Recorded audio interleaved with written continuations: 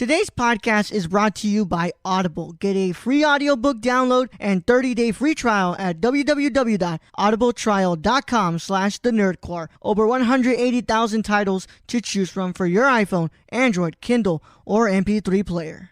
Hello, nerds. You're listening to an episode on the Nerdcore podcast feed. If you're feeling generous, please consider pledging to a tier on our Patreon at patreon.com/thenerdcore. We have tiers as low as $1 per month. Thanks so much, and enjoy the episode.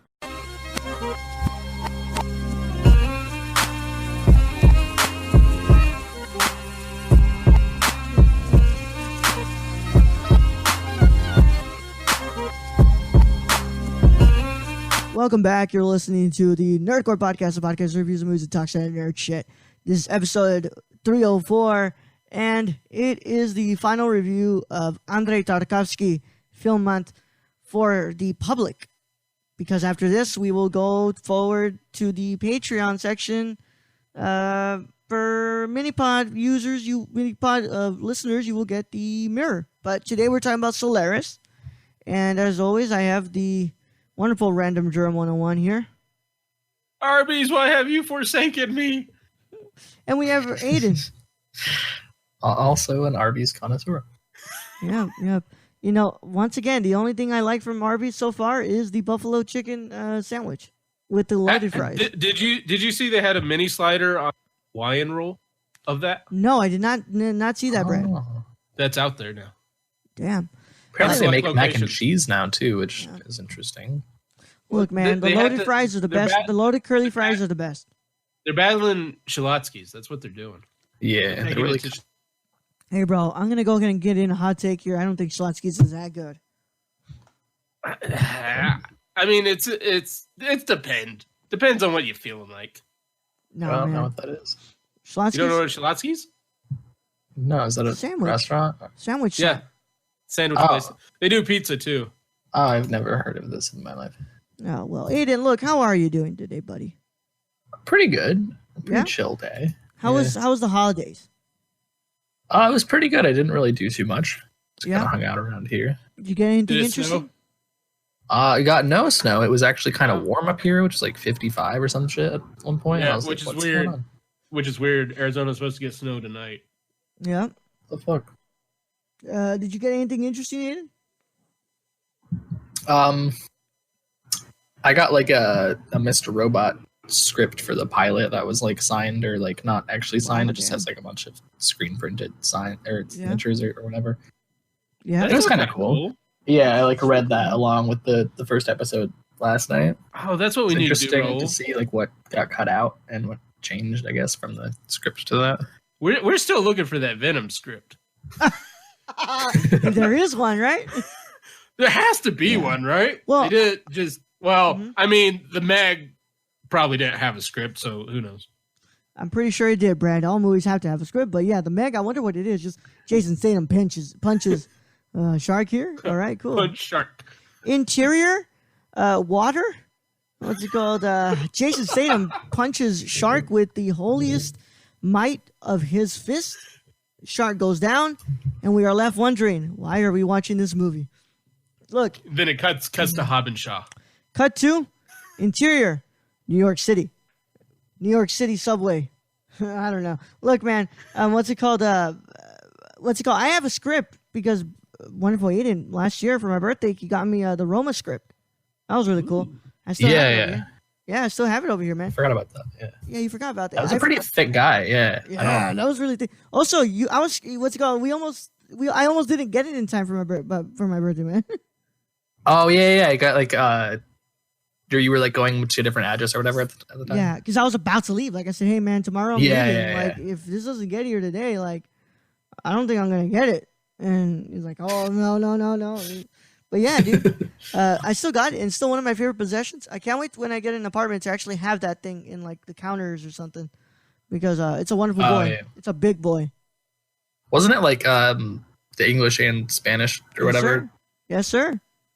Okay, yeah, I was like, I feel like that's like that would explain double super the size. thick. Yeah, I was like, that was a big guy. It's 135 pages, bro. Yeah, for like both. Yep. So it's how long was the movie? 2 hours and 135 pages. That is 2 hours and 15 minutes. Yeah, roughly. Yeah. Yeah, roughly around there. I have not watched Roma in a while. I refuse to watch Roma on Netflix. I'm gonna watch it when it comes out in Criterion, because last time I watched Roma was in theaters, and I kind of want to watch that beautiful work the way it's supposed to be seen, with that amazing 4K quality, and not my internet buffering every minute. Sorry for the sirens. Yeah, I know, man. That's wild, dude. Yeah. Oh, it's exactly 2 hours 15 minutes. Yeah. Oh, really? Yeah. Well, look, I am really sorry for Really you all who are getting this noise right now. But, I'm just gonna mute myself there. All right, cool. So look, man, it's. And if you guys want to know, that's how you get rid of Ayden. Yep. Yeah. All right. So without further ado, let's go ahead and get into our Solaris review to go ahead and finish up here. Like I said, I'm really sorry. We have I've not had an episode in a bit again, but it's crazy. Holiday times are crazy for me. But we're gonna have this For one up. everyone. Yeah. We're gonna have this one up. We're going to have the Rise of Skywalker review coming in soon as well. And then we are going to, hopefully, if I watch Uncut Gems tomorrow, we will have a review for Uncut Gems as well. I will say that it has given us enough time to watch a shit ton of stuff to talk about. Oh, yeah. So just keep an eye on the website as well, because there's a lot of cool stuff going up on there. And of course, we're going to do our top 10 of 2019, possibly tomorrow. Because, it's just, it's tough, because if I can't watch Uncut Gems tomorrow, then my list is done. It's finalized. But if I watch Uncut Gems tomorrow, I'm going to have to edit the post I'm writing for the site. Yes. But I've made my adjustments, my final adjustments, and everything seems to be in accordance until I possibly watch Uncut Gems. So, look, let's go ahead and get into Solaris. If you've never seen Solaris, this is your time to get off, because it's spoiler territory. Brad, introduce the movie. All right, I get to murder some Russian names. Yes, sir. That's what we've all been doing this month. Solaris is a 1972 Soviet science fiction art film based on Stanislaw Lem's novel of the same name, published in 1961. The film was co-written and directed by Andrei Tarkovsky. I got that one. And stars Donatas Benonis and Natalia Bondarchuk. Electronic music score was performed by Eduard Artemiev.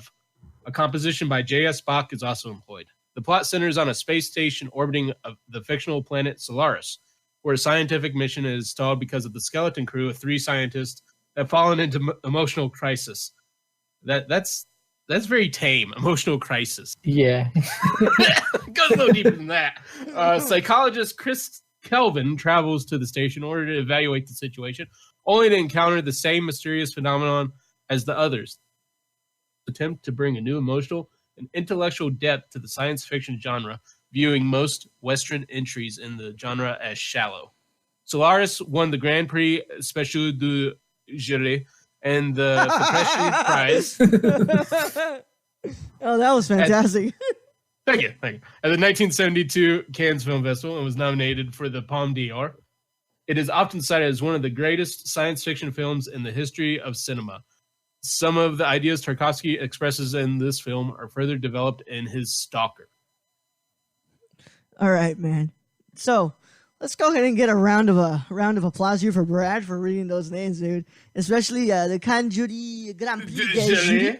I did pretty good on the Russian, not so much on the French. Well, you know. French, but you know what? Which is fair. If I'm going to murder a language, at least it's the French language. Yeah. Yeah. I can't wait for us to do a French month, Brad. All right. Let's That would be interesting. Like what's his name? Like Godard or something. Let's do Godard. That would be an interesting one. That's a fun one. Yeah, good old Contempt. Jean-Luc. It's because, so like the first 2 from Godard, they're like, all right, cool, man. Let's see what we got here. And after that's when he starts messing with the whole narrative and starts putting things in like different orders and stuff. And where it's like, oh, wait, there is actually no story in this movie. So yeah, it'd be really interesting to do Godard, man. Like 2 or 3 things I know about her. Yeah. Yep. I watched that in like film school. Everybody fucking hated that, and I was the only one that was like, "This is kind of badass." Yeah. Everyone's Godard, like, "Just didn't have a story." I'm like, "Shut up and let him whisper in your ear." Godard said, it's funny because Godard's like, the story takes away from the experience of the movie, and so it's like, fuck your story. Yeah. Yeah. Gotta love Godard. He hates Tarantino, by the way. So. Let's go. And Tarantino used to adore him and used to like revere him as basically his hero. And then after he found out that Godard doesn't like Tarantino, he was like, you know what? Fuck Godard. All right, man. Let's go again and get Red's initial thoughts on Solaris. I'm just going to throw this out here for discussion. But Chris Kelvin is the least looking cosmonaut I have ever seen casted. Like, how did that man get thrown into space at all? Plus, the yellow shirt with the stain, that was totally doing it for me. His yellow shirt? Yeah, his yellow shirt. If you looked at it closely, there's like a stain on it. Was it the one that had like holes in it or whatever? Yeah, that had holes in it. That was a weird fit. Yeah. And I'm just going, this dude looks like he dumpster dived and then was like, yeah, I'm going to be an astronaut. Bye. Yeah. Oh, man. But Yeah.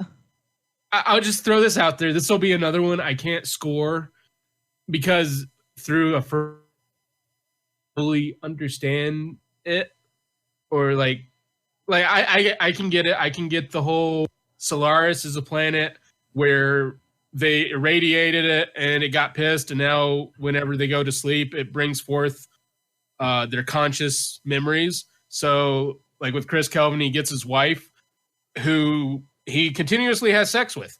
So there's that, and you gotta be thinking that's kind of weird. A little weird, yeah. And then you start like going even deeper into it. You're like, okay, is he having sex with the planet then, or is she like a fembot? What are we going with? But this movie is weird. Yeah. This movie is beautiful and breathtaking. Like I told you before, Raul, I'll throw it out there. I'll put it on tape or reel or digital.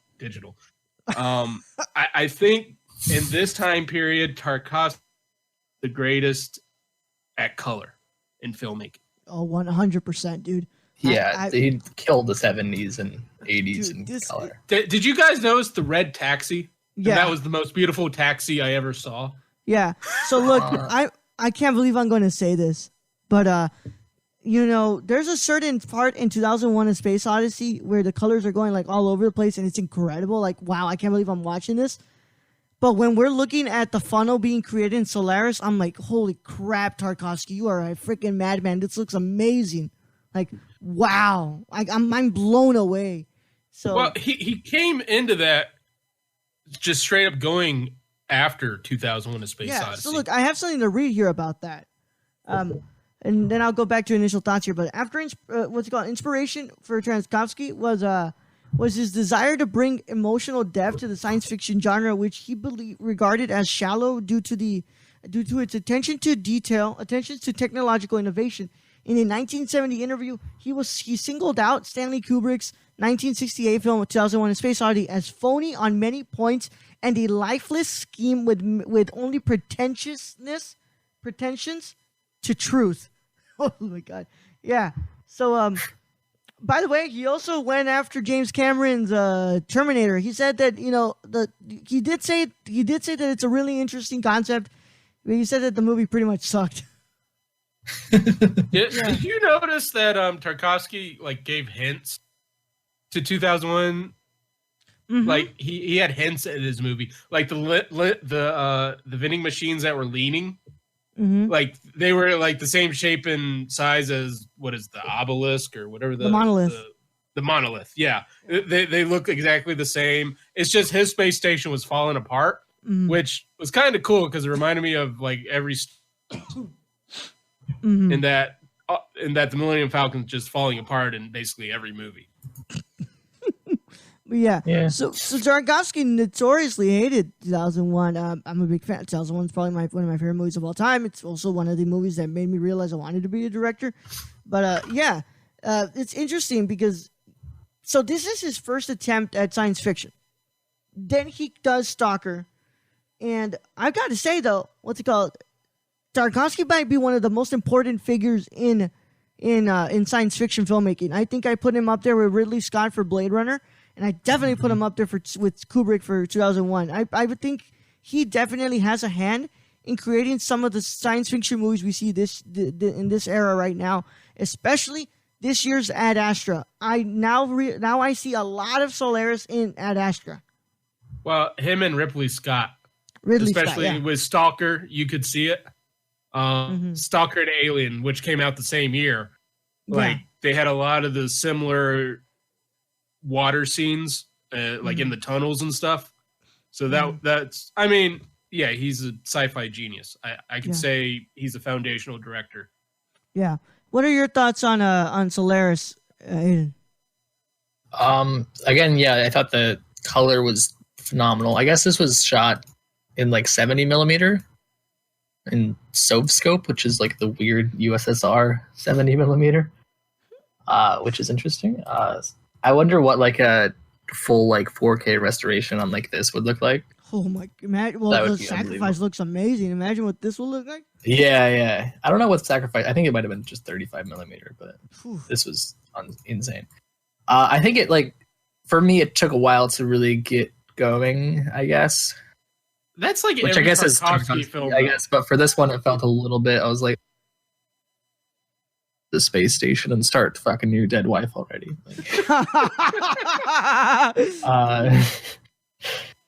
So that was interesting. It's just like it could have like done without like 45 minutes to get to space, like maybe like 20, I kind of got why he did it though.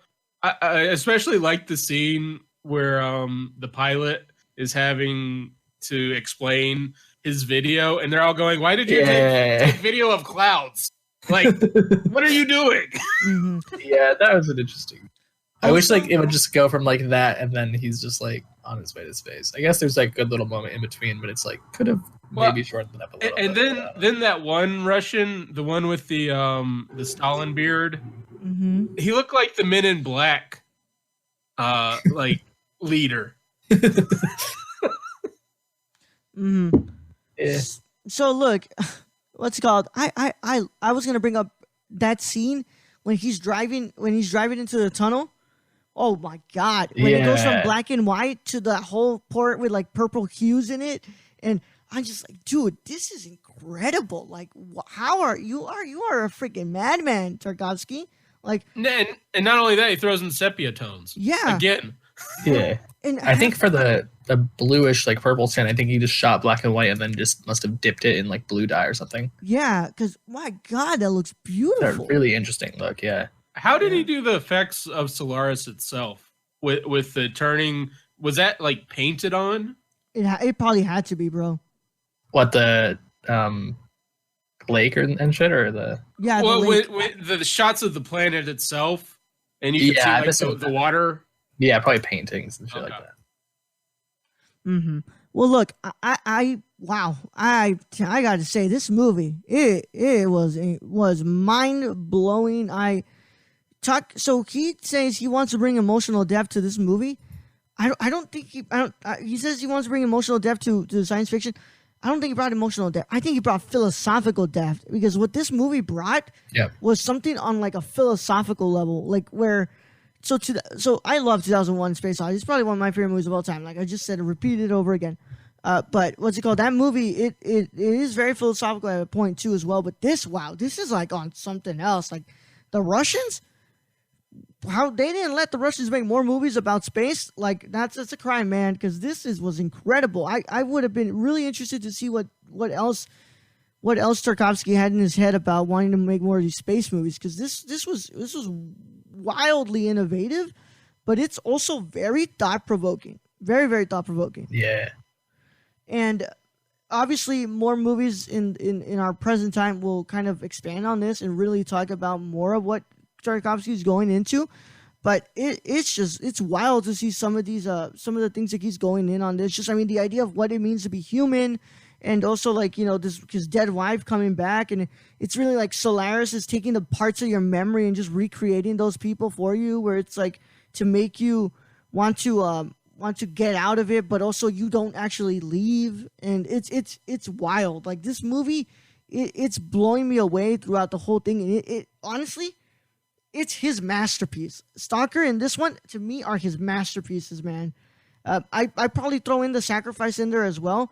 But, like, this is wild. Like, it's on a whole nother freaking level. Like, Tarkovsky has already blown us away this whole month. But with this one, to me, he was on, like, acid and also on steroids at the same time.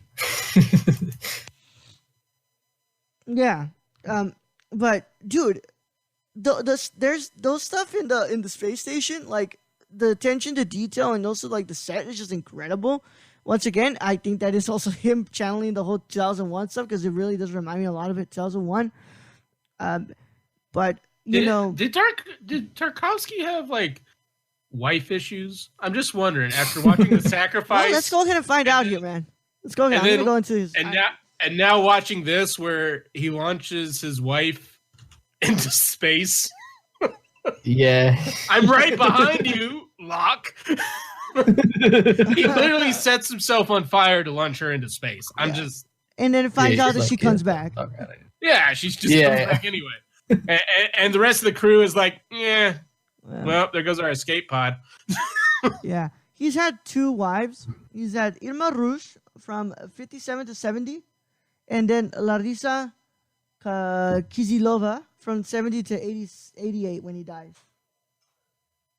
So this was right after he... That's not like a Bergman number or anything. Yeah. It's a pretty respectable number, I guess. 2, you know.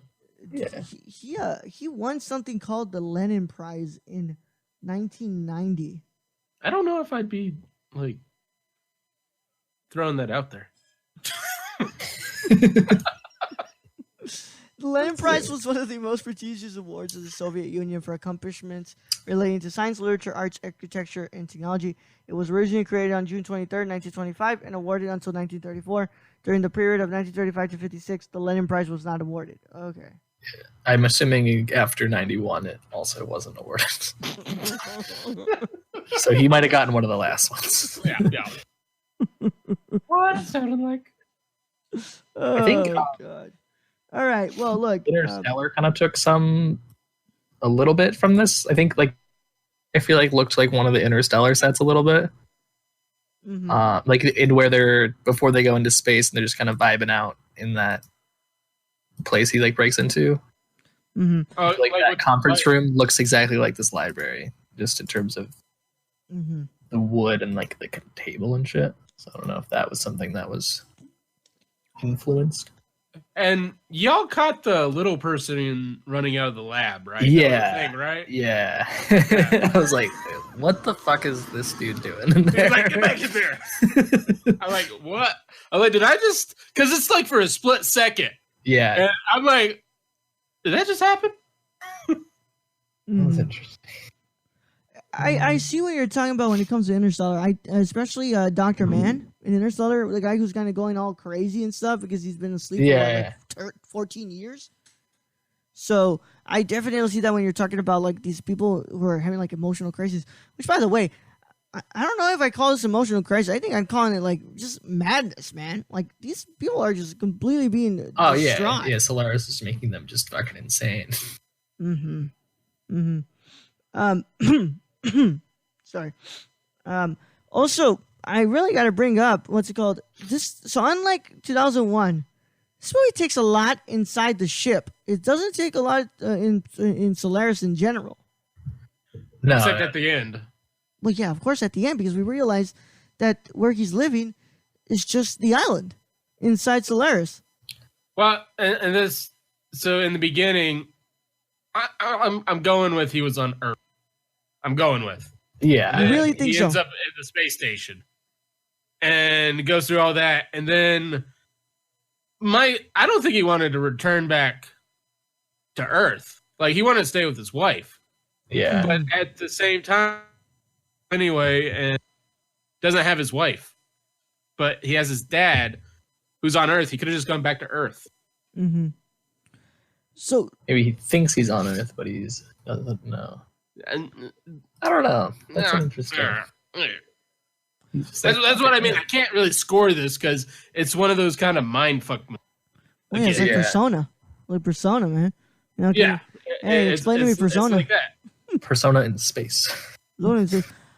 I think that he was on Earth at the beginning, but I think I think he so of course he comes back to at the end he's in Solaris. But I think he's in Solaris. All that stuff is completely made up. Like that's Solaris creating his family again. And well, kinda. We only saw his dad at the end there. Well, because his wife got killed. But if I guess if he doesn't realize he's on Solaris, then he can't realize he can bring her back, or that's up to the planet to bring her back. I don't know. Well, no, because so I think this movie is just completely about consciousness. So the conscious. So if the conscious is not aware that she's alive, then ultimately Solaris can't bring her back. So I think the reason that Solaris was able to bring her and recreate her was because the consciousness was completely thinking about her. But now that this consciousness is aware of what Solaris can do, does that turn Solaris away from wanting to bring that person? Yeah. Oh, so Solaris learned that the wife was deceased when in the beginning it probably didn't realize that. Because it's just what's it called? Taking these bits and pieces of his memories.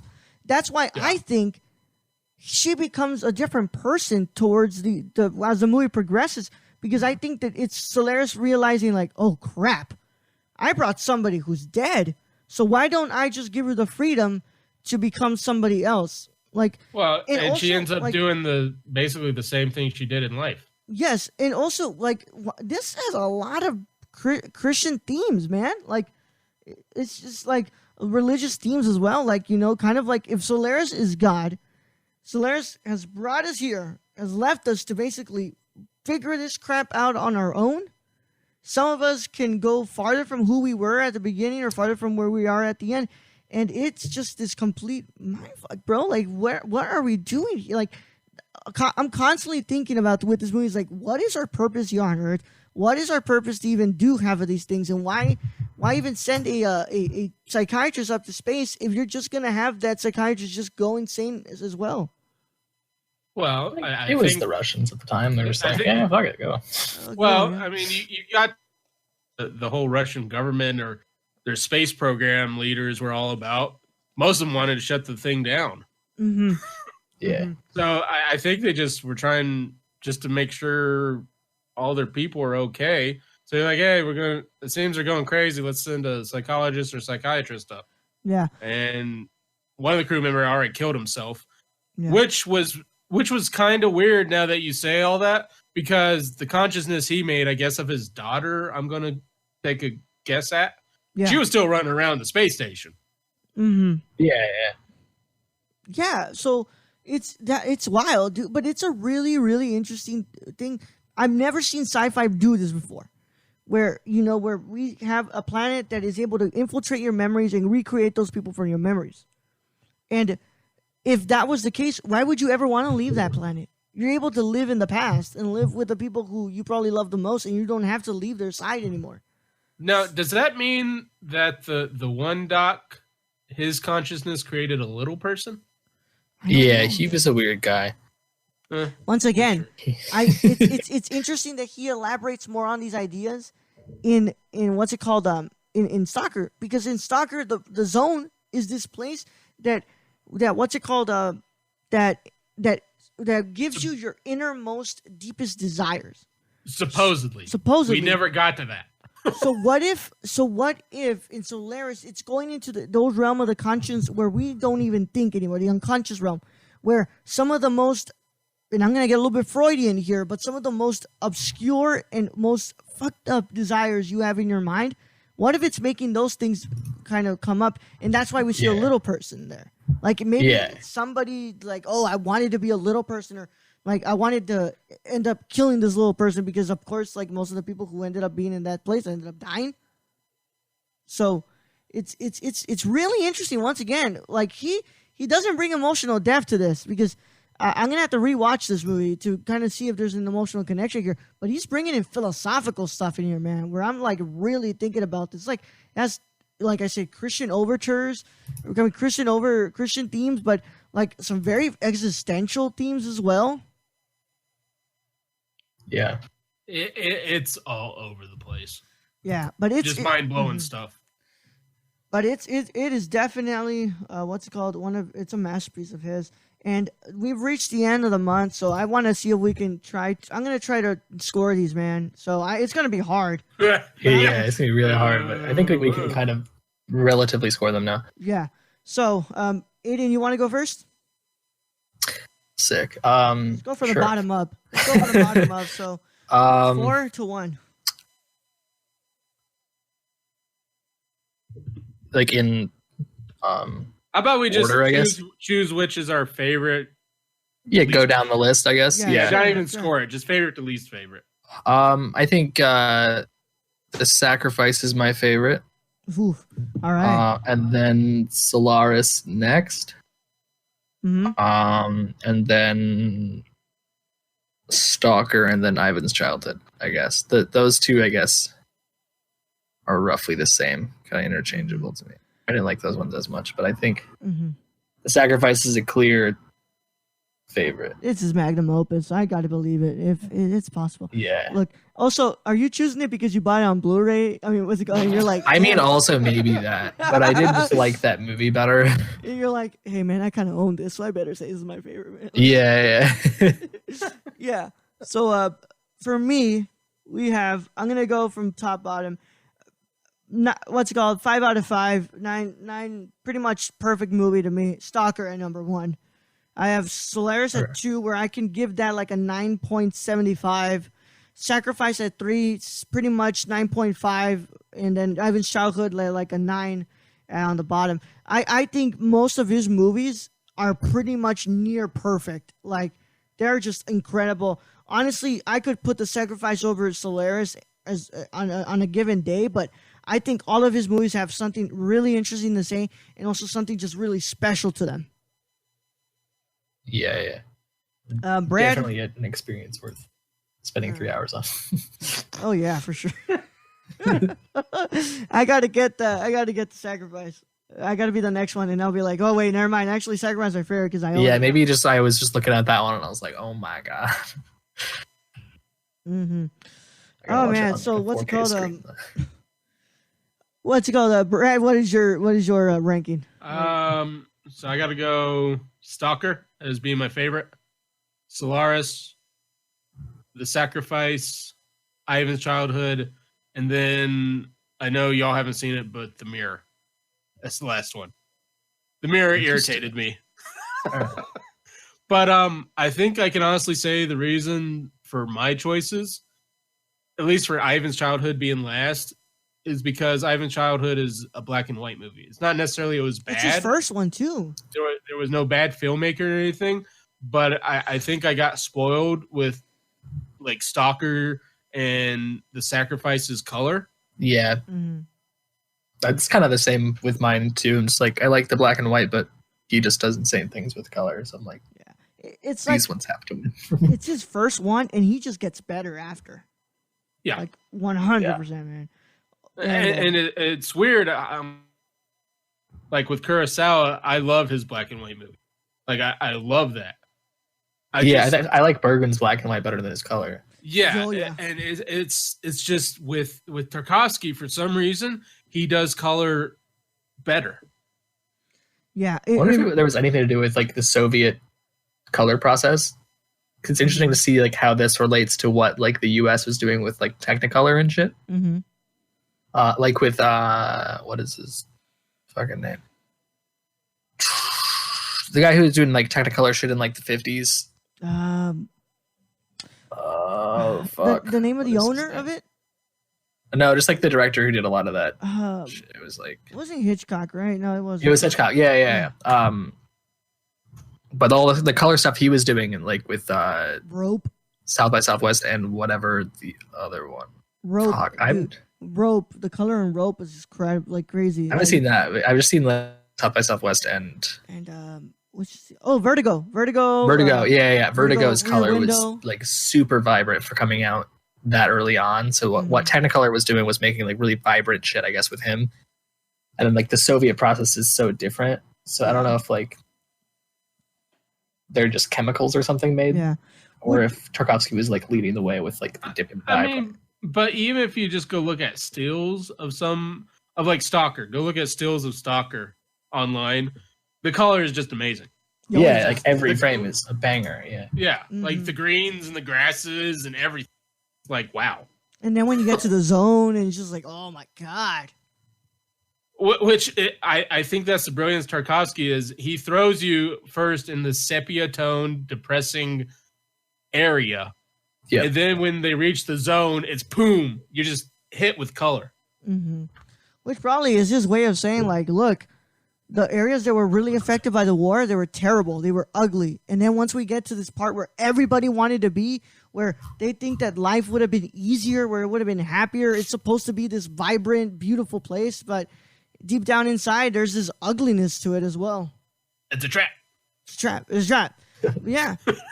Look, for the patrons for the people who aren't patrons, you're gonna have trouble finding out our actual last ranking when we've watched the mirror. But what's it called? For those who stuck around for Tarkovsky month, we really do appreciate it. We really do appreciate how much you guys are helping us out here. And Brad, you are the official winner of January of of the predictions this year. Ooh. Sadly, I was spoiled literally hours before I watched The Rise of Skywalker.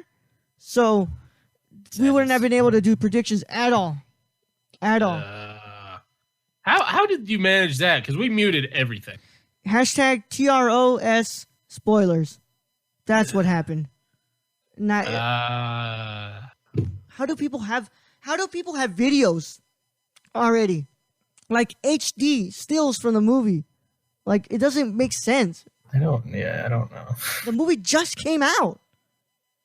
But look, whatever. It's been fun.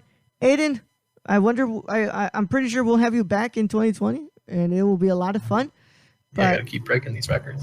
Yeah, you are the record holder of the most appearances on the Nerdcore. So, and that's for somebody who has not appeared on any of the other shows. But yeah, not really. Except for the Impaired Files, right? Yeah. But other than that, it's been a wonderful time, bro. Thank you for being here. We'll probably do Krzysztof Grzycki next year, so we'll probably bring you for that, of course. That'd be interesting. Yeah. If we do a Godard one, maybe bring me on so we can watch some weird French shit. Yeah, I can't wait for us to do Godard. I can't wait for us to do Godard. Brad's gonna be like, holy crap, I thought the mirror was terrible with its time jumps. Yeah. This is like, wow, like, is there even a story here? I just quit halfway through. Yeah. I can see it, yeah.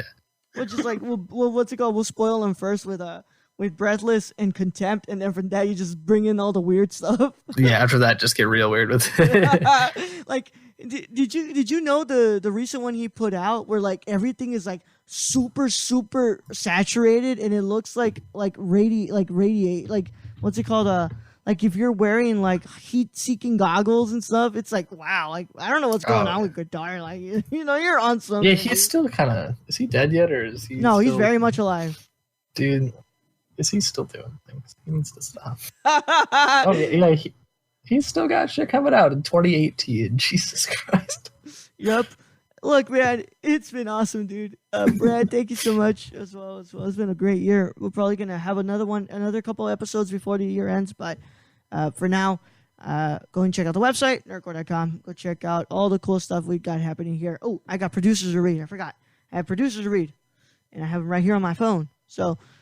As always, people helped us out last month to get a new computer, and it was a very, very, very, very big team effort. So I gotta give some producer shout outs here. We have Ninja Flippy, Man Captain Pokey, Esports Phoenix, Literally Nico, Emirates, Pages Beaston, Brown Rice 1996, and Sarah M with 2 A's, EMM. All right.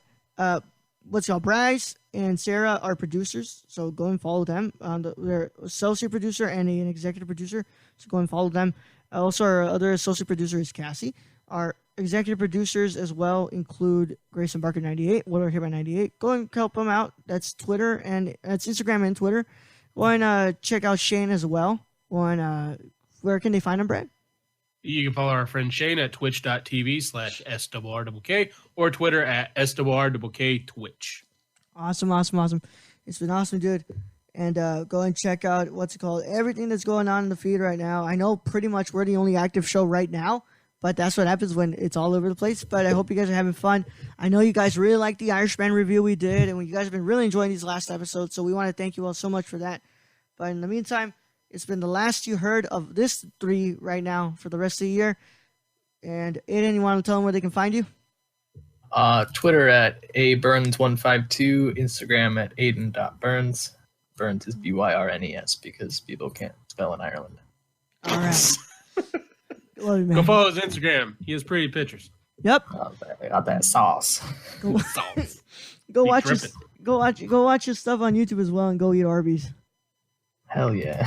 All right. Get that horse's sauce. Keep my website, arby's.nyc. It's been a wonderful time. I'll see you later, guys. It's been Years Gone. I'm signing off. Brad, send him into the podcast void. All right, Roll. Thank you for being host as always. Thank you, Ayden, for joining us once again to dive into Russian depressing movies. Love it. Thank you. Thank you to all our listeners out there, all our Patreon supporters. We truly appreciate it.